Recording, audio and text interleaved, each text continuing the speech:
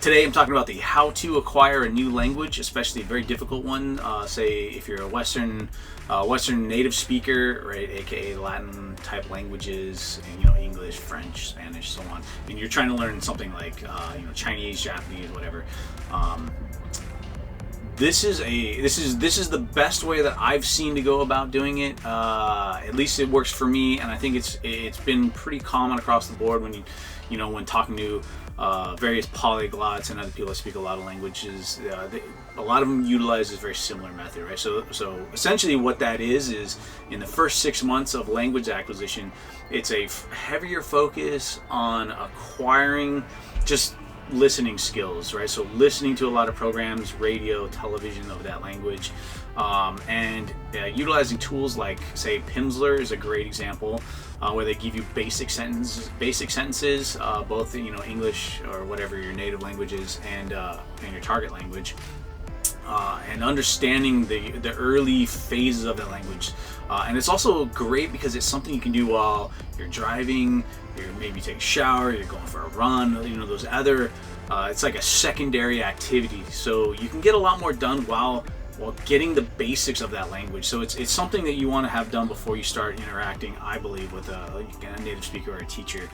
Gives you something to go on, gives you something to work from, rather than sitting most of the time in your native language with the teacher and you're just getting fed a little bit here and there. That's kind of more of like the traditional American school programs for learning languages, which are terrible, right? It's never worked. I mean, I spent 12 years in French classes and my French is horrible. So something like that. So 6 months of like acquisition of the basics on those things, and then starting, say like another year, 2 years of engaging with a native speaker, a teacher, one-on-ones, groups. The other one I use that's been tremendous for me is this place called LTL. They teach most of the Asian languages. So their website, flexiclasses.com, and they work across a 24-hour spectrum. You can book ahead. It's absolutely incredible. So it's Japanese, Korean, Chinese, Vietnamese, Taiwanese. I mean, they got a ton of different stuff, and it's pretty price effective. So not a sponsorship for this thing, but it's a place that I've really enjoyed, and it's gotten my ability up tremendously, just as a basis of it. So anyway, so it's, between that, sure, could you use the other apps? I've tried multiple dozens of other apps, right? Duolingo and Busuu and Link or Ling, or I don't know. There's so many of them, and they are kind of great as tools, right? They're just tools. They will absolutely not help you speak the language, but they will get your vocab up, right? So they'll definitely help keep that vocab. That's something that I would say you need to kind of get something that works good for you. Some people like flashcards. Some people like using Anki cards. I've been using Hack Chinese, which is basically like flashcards. It's a website with flashcard type things. They help. They're okay. They kind of give you a basis of some of the words, but ultimately those words aren't going to stick until you're using them in sentences. So everybody kind of comes up with their different things that works for them in the background. But ultimately, you absolutely have to be interfacing with a native speaker or teacher, whether it's one-on-one or group settings, but you must have that type of practice. If you can live in an immersion version, great. Doesn't work for everybody. I can't do it here where I'm at in America with Chinese completely.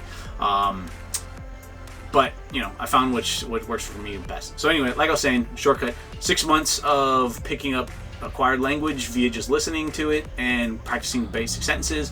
Focus on the next segment of it, year and a half, working with teachers, practicing speaking, building it up. And if it's a brand new language that's very different from your native, get in your head 4 years. I think 4 years is a very realistic time frame. If you're crazy and you really want to learn a language fast, say like somebody like Oriental Pearl, and you want to dedicate sub 1 year, awesome. I don't have 10 hours a day for language acquisition, but those are some good timelines to put down there. If you get that in your head, when you start, that should be helpful to actually acquire it. So hopefully you can get to a B2 level fluency like Ollie Richards on his channel talks about, where the B2 level is the point where you kind of don't forget the language anymore. That's generally my target for it.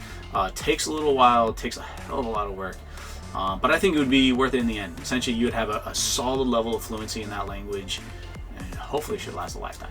So there you go.